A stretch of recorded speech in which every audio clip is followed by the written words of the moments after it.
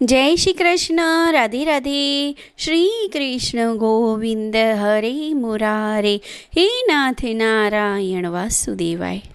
મિત્રો, આજે આપણે આમલકી એકાદશીની વ્રત કથા કરીશું. યુધિષ્ઠિરે શ્રી કૃષ્ણને કહ્યું, હે શ્રી કૃષ્ણ, મને ફાગણ મહિનાના શુક્લ પક્ષની એકાદશીનું નામ અને મહાત્મય જણાવવાની કૃપા કરો. ભગવાન શ્રી કૃષ્ણ બોલ્યા, મહાભાગ ધર્મનંદન, ફાગણ મહિનાના શુક્લ પક્ષની એકાદશીનું નામ આમલકી છે. આનું પવિત્ર વ્રત વિષ્ણુ લોકની પ્રાપ્તિ કરાવનારું છે. રાજા માધાતાએ પણ વશિષ્ઠજીને આવો જ પ્રશ્ન પૂછ્યો હતો, જેના જવાબમાં શ્રી વશિષ્ઠજીએ કહ્યું હતું, મહાભાગ, ભગવાન વિષ્ણુના થૂંકવાથી એમના મુખેથી ચંદ્રમા સમાન કાંતિમાન એક બિંદુ પ્રગટ થઈને પૃથ્વી પર પડ્યું. એનાથી જ આમલક આમળાનું મહાન વૃક્ષ ઉત્પન્ન થયું, કે જે બધા જ વૃક્ષોનું આદિ કહેવાય છે. આ જ સમયે પ્રજાની સૃષ્ટિ રચવા માટે ભગવાને બ્રહ્માજીને ઉત્પન્ન કર્યા, અને બ્રહ્માજીએ દેવ, દાનવ, ગંધર્વ, યક્ષ, રાક્ષસ, નાગ અને નિર્મળ અંતકરણવાળા મહર્ષિઓને જન્મ આપ્યો. એમનામાંથી દેવતા અને ઋષિઓ એ સ્થાન પર આવ્યા કે જ્યાં આમળાનું વૃક્ષ હતું. મહાભાગ, આમળાના વૃક્ષને જોઈને દેવતાઓને ઘણું આશ્ચર્ય થયું, કારણ કે આ વૃક્ષ વિશે તેઓ જાણતા ન હતા. દેવતાઓને વિસ્મિત થયેલા જોઈ આકાશવાણી થઈ, મહર્ષિઓ, આ સર્વશ્રેષ્ઠ આમળાનું વૃક્ષ છે કે જે વિષ્ણુને પ્રિય છે. એના સ્મરણ માત્રથી ગોદાનનું ફળ મળે છે. સ્પર્શ કરવાથી એના કરતાં બમણો અને ફળ ખાવાથી 3 ગણું પુણ્ય પ્રાપ્ત થાય છે. બધા પાપોનું હરણ કરનારું એ વૈષ્ણવ વૃક્ષ છે.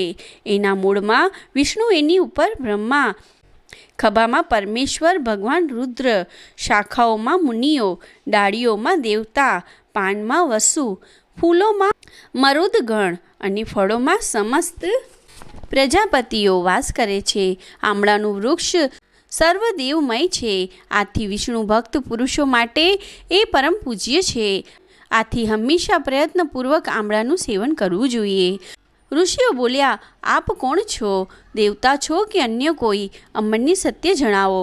પુનઃ આકાશવાણી થઈ, જે સંપૂર્ણ ભૂતોના કર્તા અને સમસ્ત ભુવનોના સૃષ્ટા છે, જેમને વિદ્વાન પુરુષો પણ મુશ્કેલીથી જોઈ શકે છે, એ જ સનાતન વિષ્ણુ હું છું. દેવાદિદેવ ભગવાન વિષ્ણુનું આ કથન સાંભળી ઋષિઓ ભગવાનની સ્તુતિ કરવા લાગ્યા. આમ કરવાથી ભગવાન શ્રી હરિ સંતુષ્ટ થયા અને બોલ્યા, મહર્ષિઓ, તમને કયું અભિષ્ટ વરદાન આપું? ઋષિઓ બોલ્યા, ભગવાન, જો આપ સંતુષ્ટ થયા હો તો અમારા લોકોના હિત માટે કોઈ એવું વ્રત બતાવો કે જે સ્વર્ગ અને મોક્ષરૂપી ફળ પ્રદાન કરનારું હોય. શ્રી વિષ્ણુજી બોલ્યા, મહર્ષિઓ, ફાગણ મહિનાના શુક્લ પક્ષમાં જો પુષ્ય નક્ષત્રવાળી એકાદશી હોય તો એ મહાન પુણ્ય પ્રદાન કરનારી અને મોટા મોટા પાતકોનો નાશ કરનારી હોય છે. આ દિવસે આમળાના વૃક્ષ પાસે જઈને ત્યાં રાત્રે જાગરણ કરવું જોઈએ. આનાથી મનુષ્ય બધા પાપોથી મુક્ત થઈ જાય છે અને સહસ્ત્ર ગૌદાનનું ફળ પ્રાપ્ત કરે છે.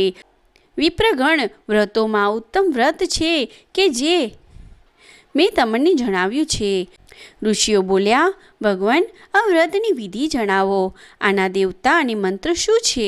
પૂજન કેવી રીતે કરવું? એ સમયે સ્નાન અને દાન કેવી રીતે કરવામાં આવે છે?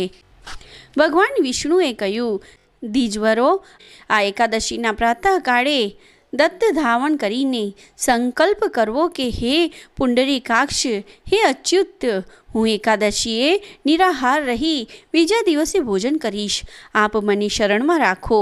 આવો નિયમ લીધા પછી પતિત, ચોર, પાખંડી, દુરાચારી, ગુરુપત્નીગામી અને મર્યાદા ભંગ કરનારા મનુષ્યો સાથે વાર્તાલાપ ન કરવો. પોતાના મનને વશમાં રાખીને નદીમાં, વાવમાં, કૂવા પર કે ઘરમાં જ સ્નાન કરવું. સ્નાન પહેલાં શરીર પર માટી લગાવવી. માટી લગાવ વખત મંત્ર બોલવો. હે વસુંધરા, તમારા પર અશ્વ અને રથ ચાલતા રહે છે, અને વામન અવતારના સમયે ભગવાન વિષ્ણુએ પણ તમને પોતાના પગ વડે પામ્યા હતા.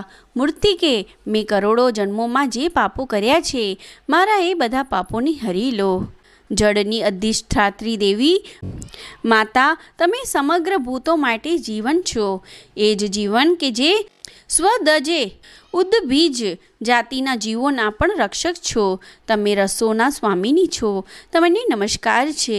આજે હું સમગ્ર તીર્થો, કુંડો, ઝરણાઓ, નદીઓ અને દેવ સંબંધી સરોવરમાં સ્નાન કરી ચૂક્યો. મારું આ સ્નાન ઉક્ત બધા સ્નાનોનું ફળ પ્રદાન કરનારું બને. વિદ્વાન પુરુષે પરશુરામજીની સોનાની પ્રતિમા બનાવડાવવી. પ્રતિમા પોતાની શક્તિ અને ધન પ્રમાણે 1 અથવા અડધા ગ્રામ સોનાની બનાવડાવવી જોઈએ. સ્નાન કર્યા પછી ઘરે આવીને પૂજા અને હવન કરવો. ત્યારબાદ બધી સામગ્રી લઈને આમળાના વૃક્ષ પાસે જવું. ત્યાં વૃક્ષની ચારે બાજુની જમીન પર ઝાડુ લગાવીને લીપીને જમીનને શુદ્ધ કરીને શુદ્ધ કરેલ ભૂમિ પર મંત્રપાઠ કરીને જળથી ભરેલ નવા કળશની સ્થાપના કરવી. કળશમાં પંચરત્ન અને દિવ્ય ગંધ વગેરે પ્રસારિત કરવા. શ્વેત ચંદનથી લેપ કરવો. કંઠમાં ફૂલની માળા પહેરાવવી. બધા પ્રકારે ધૂપની સુગંધ પ્રસારિત કરાવવી. દીપક પ્રજ્વલિત કરવા.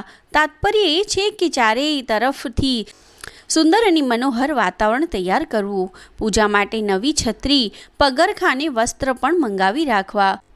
કળશ પર એક પાત્ર રાખીને એના પર પરશુરામજીની સુવર્ણની મૂર્તિ સ્થાપિત કરવી.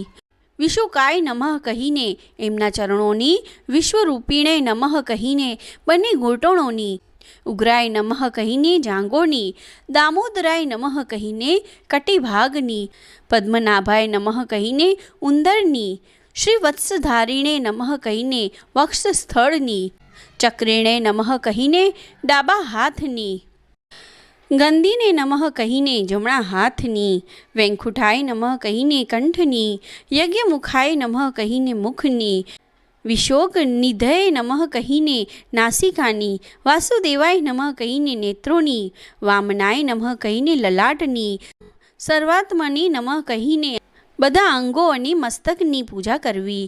આ જ પૂજાના મંત્રો છે. ત્યારબાદ ભક્તિયુક્ત ચિત્તથી શુદ્ધ ફળ દ્વારા દેવાધિદેવ પરશુરામજીને અર્ઘ્ય અર્પણ કરવું. અર્ઘ્યનો મંત્ર આ પ્રમાણે છે. દેવ દેવેશ્વર જમદની નંદન શ્રી વિષ્ણુ સ્વરૂપ પરશુરામજી, આપને નમસ્કાર છે. નમસ્કાર છે. આમળાના ફળ સાથે આપેલ મારા આ અર્ઘ્યનો સ્વીકાર કરો. ત્યારબાદ ભક્તિયુક્ત ચિત્તથી જાગરણ કરવું. નૃત્ય, સંગીત, વાદ્ય, ધાર્મિક ઉપાખ્યાન અને શ્રી વિષ્ણુ સંબંધી કથા વાર્તા આદિ દ્વારા એ રાત્રિ પસાર કરવી. ત્યારબાદ ભગવાન વિષ્ણુનું નામ લઈને આમળાના વૃક્ષની 108 અથવા 28 વખત પરિક્રમા કરવી. પછી સવાર પડતા શ્રી હરિની આરતી કરવી. બ્રાહ્મણની પૂજા કરીને ત્યાંની બધી સામગ્રી ગ્રહણ કરવા નિવેદન કરવું. પરશુરામજીનો કળશ, 2 વસ્ત્ર, પગરખાં વગેરે બધી વસ્તુઓનું દાન કરી દેવું અને એવી ભાવના કરવી પરશુરામજી રૂપે ભગવાન વિષ્ણુ મારા પર પ્રસન્ન થાય.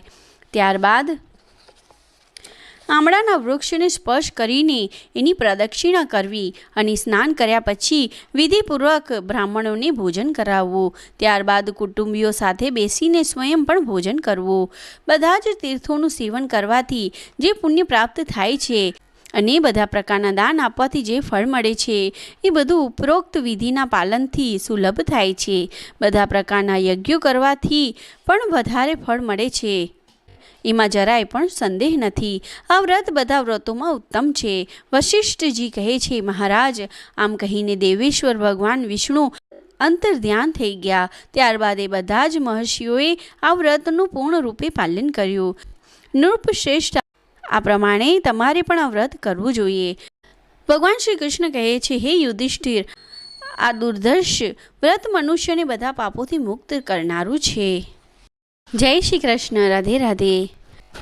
હરિનંદન નંદ મુકુંદ, હરિનારાયણ હરિ ઓમ. હરિનંદન નંદ મુકુંદ હરિનારાયણ હરિ ઓમ. હરિ કેશવ હરિ ગોવિંદ હરિનારાયણ હરિ ઓમ. હરિ કેશવ હરિ ગોવિંદ હરિનારાયણ હરિ ઓમ. હરિનંદન નંદ મુકુંદ હરિનારાયણ હરિ ઓમ. હરિનંદન નંદ મુકુંદ હરિનારાયણ હરિ ઓમ. જય શ્રી કૃષ્ણ. રાધે રાધે.